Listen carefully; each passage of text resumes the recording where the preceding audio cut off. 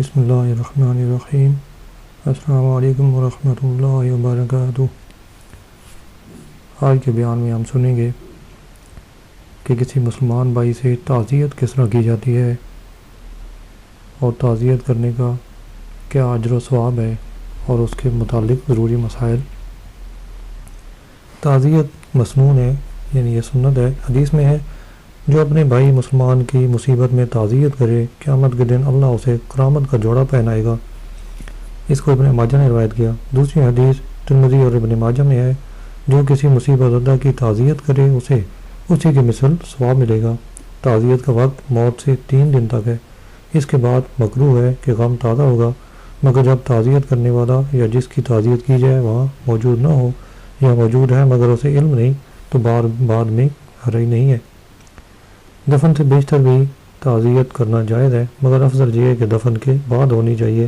یہ اس وقت ہے کہ اولیاء میت یعنی میت کے جو ورثاء ہیں جگہ فضا نہ کرتے ہوں، ورنہ ان کی تسلی کے لیے دفن سے بیشتر ہی تعزیت کر لیں۔ مستحب یہ ہے کہ میت کے تمام اقارب کو ان کے ساتھ تعزیت کریں، چھوٹے بڑے مرد عورت سب کو، مگر عورت کو اس کے محرم ہی تعزیت کر سکتے ہیں۔ تعزیت میں یہ کہے کہ اللہ تعالیٰ میت کی مغفرت فرمائے اور اس کو اپنی رحمت میں ڈھانکے اور تم کو صبر عطا کرے اور اس مصیبت پر ثواب عطا فرمائے۔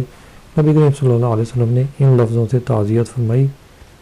اس کا ترجمہ ہے خدا ہی کا ہے جو اس نے دیا اور اس کے نزدیک ہر چیز ایک میعاد مقرر کے ساتھ ہے۔ مصیبت پر صبر کرے تو اسے 2 ثواب ملتے ہیں، ایک مصیبت کا، دوسرا صبر کا۔ اور جگہ فضا یعنی رونا پیٹنا، اس سے یہ دونوں جاتے رہتے ہیں۔ میت کے اعزاء کا گھر میں بیٹھنا کہ لوگ ان کی تعزیت گوائیں، اس میں حرج نہیں ہے، اور مکان کے دروازے پر یا شارع عام پر بچھونے بچھا کر بیٹھ جانا یہ بہت بری بات ہے۔ میت کے پڑوسی یا دور کے رشتہ دار اگر میت کے گھر والوں کے لیے اس دن اور رات کے لیے کھانا لائیں تو بہتر ہے اور انہیں اصرار کر کے کھلائیں۔ میت کے گھر والے تیجا وغیرہ کے دن دعوت کریں، یعنی تیسرے دن جو دعوت کریں تو ناجائز اور بدعت کبیرہ ہے کہ دعوت تو خوشی کے وقت مشروع ہے نہ کہ غم کے وقت، اور اگر فقراء کو کھلائیں تو یہ بہتر ہے۔ جن لوگوں سے قرآن مجید یا کلمہ طیبہ پڑھوایا ان کے لیے بھی کھانا تیار کرنا ناجائز ہے، یعنی جبکہ ٹھہرا لیا ہو یا معروف ہو یا وہ اغنیاء ہو۔ تیجے وغیرہ کا کھانا اکثر میت کے ترکہ سے دیا جاتا ہے۔ اس میں یہ لحاظ ضروری ہے کہ ورثاء میں کوئی نابالغ نہ ہو ورنہ سخت حرام ہے۔ یوں ہی اگر بعض ورثاء موجود نہ ہو جب بھی ناجائز ہے، جبکہ غیر موجود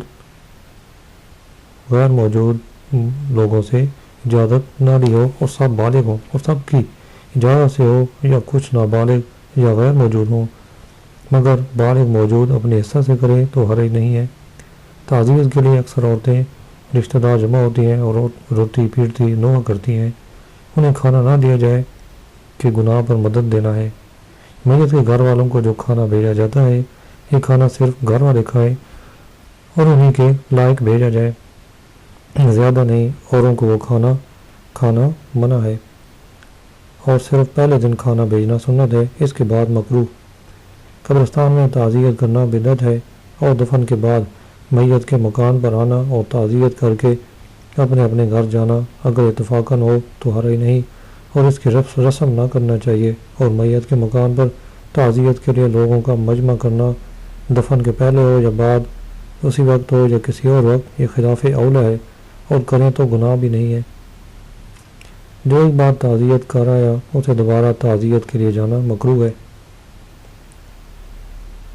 اب ذکر کریں گے سوگ منانا اور نوحہ کرنا۔ سوگ کے لیے سیاہ کپڑے پہننا مردوں کو ناجائز ہے، یوں ہی سیاہ بلے لگانا کہ اس میں نصارہ کی مشابہت ہے۔ میت کے گھر والوں کو 3 دن تک اس لیے بیٹھنا کہ لوگ آئیں اور تعزیت کر جائیں جائز ہے، مگر ترک بہتر، اور یہ اس وقت ہے کہ فروش اور دیگر آرائش نہ کرنا ہو ورنہ ناجائز ہوگا۔ نوحہ یعنی میت کے اوصاف مبالغہ کے ساتھ بیان کر کے آواز سے رونا جس کو بیان کرنا کہتے ہیں، بالاجماع یہ حرام ہے۔ یوں ہی واویلا واہ مصیبتہ کہہ کر چلانا، یعنی ہائے مصیبت کہنا، یہ منع ہے۔ گریبان پھاڑنا، منہ نوچنا، بال کھولنا، سر پر خاک ڈالنا، سینہ کھولنا، ران پر ہاتھ مارنا، یہ سب جاہلیت کے کام ہیں اور حرام ہیں۔ 3 دن سے زیادہ سوگ جائز نہیں ہے، مگر عورت شوہر کے مرنے پر 4 مہینے 10 دن سوگ کرے گی۔ آواز سے رونا منع ہے اور آواز بلند نہ ہو تو اس کی ممانعت نہیں، بلکہ حضور صلی اللہ علیہ وسلم نے حضرت ابراہیم رضی اللہ عنہ کی وفات پر بکا فرمایا۔ اس مقام پر بعض احادیث جو نوح وغیرہ کے بارے میں وارد ہیں ذکر کی جاتی ہیں کہ مسلمان بغور سنے اور اپنے یہاں کی عورتوں کو بھی سنائے کہ یہ بلا ہندوستان کی اکثر عورتوں میں ہندوؤں کی تقلید سے پائی جاتی ہے۔ بخاری اور مسلم میں عبداللہ بن مسعود سے روایت ہے، حضور صلی اللہ علیہ وسلم فرماتے ہیں، جو منہ پر تمانچہ مارے اور گریبان پھاڑے، جاہلیت کا پکارنا پکارے یعنی نوحہ کرے، وہ ہم میں سے نہیں ہے۔ اسی طرح بخاری و مسلم میں حضرت ابو بردہ رضی اللہ عنہ سے مروی ہے، فرماتے ہیں کہ حضور صلی اللہ علیہ وسلم نے فرمایا، جو سر منڈائے اور نوحہ کرے اور کپڑے پھاڑے، میں اس سے بری ہوں۔ صحیح مسلم میں ابو مالک اشعری رضی اللہ عنہ سے مروی ہے کہ حضور صلی اللہ علیہ وسلم فرماتے ہیں، میری امت میں 4 کام جاہلیت کے ہیں، لوگ انہیں نہ چھوڑیں گے۔ نمبر 1 حسب پر فخر کرنا، نمبر 2 نسب میں طعن کرنا، نمبر 3 ستاروں سے بارش چاہنا، اور نمبر 4 نوحہ کرنا۔ اور فرمایا، نوحہ کرنے والی نے اگر مرنے سے پہلے توبہ نہ کی تو قیامت کے دن اس طرح کھڑی کی جائے گی کہ اس پر ایک کرتا کتران کا ہوگا اور ایک خارشت کا۔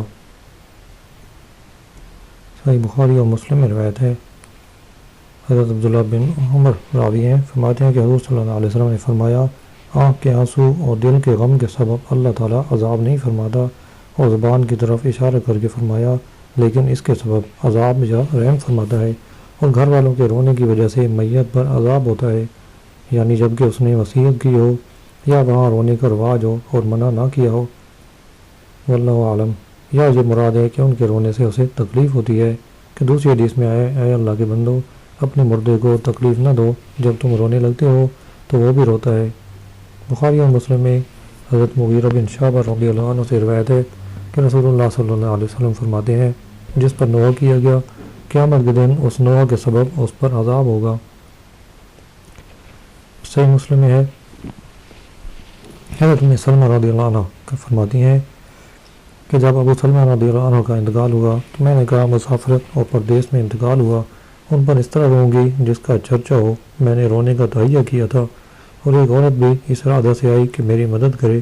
رسول اللہ صلی اللہ علیہ وسلم نے اس عورت سے فرمایا، جس گھر سے اللہ تعالیٰ نے شیطان کو 2 مرتبہ نکالا، تو اس میں شیطان کو داخل کرنا چاہتی ہے؟ فرماتی ہیں، میں رونے سے باز آئی اور نہیں روئی۔ ترمذی میں حضرت ابو موسیٰ رضی اللہ عنہ سے روایت ہے کہ رسول اللہ صلی اللہ علیہ وسلم فرماتے ہیں، جو مرتا ہے اور رونے والا اس کی خوبیاں بیان کر کے روتا ہے، اللہ تعالیٰ اس میت پر 2 فرشتے مقرر فرماتا ہے، جو اسے کھوجتے ہیں اور کہتے ہیں کہ کیا تو ایسا ہی تھا؟ ابن ماجہ میں روایت ہے کہ رسول اللہ صلی اللہ علیہ وسلم فرماتے ہیں، اللہ تعالیٰ فرماتا ہے، اے ابن آدم، اگر تو اول صدمہ کے وقت صبر کرے اور ثواب کا طالب ہو تو تیرے لیے جنت کے سوا کسی ثواب پر میں راضی نہیں۔ اللہ تعالیٰ سے دعا ہے کہ ہمیں عمل کرنے کی توفیق عطا فرمائے۔ ہمارا علینا البلاغ المبین۔